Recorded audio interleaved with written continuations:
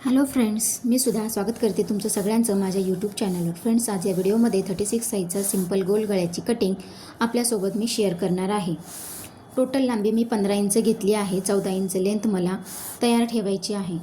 Shoulder घेतले आहे 5.5 inch आणि मुंड्याचं माप टाकले आहे 5.25 इंचावर. पाठीमागच्या मुंड्याला आपण 1.25 इंचावर गोलाकार दिला. मुंड्याकडच्या लाईनवर आपण छातीचं माप टाकणार आहोत.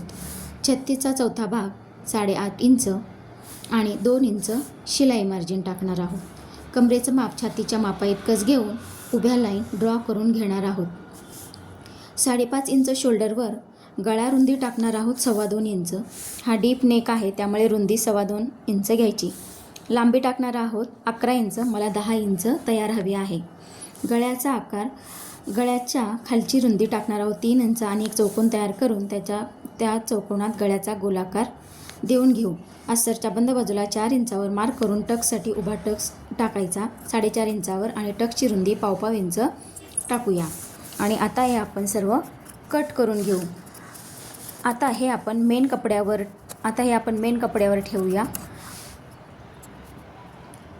सगळ्या बाजूला नॉचेस देऊन घेऊया. आता हे आपण मेन कपड्यावर ठेवूया आणि हलू नये म्हणून पिनने फिक्स करूया. चारी बाजूने अर्धा इंच अंतर ठेवून कट करून घेऊया. गळा आपल्याला आत्ताच कट नाही करायचा, तो शिवताना करूया. थँक्यू.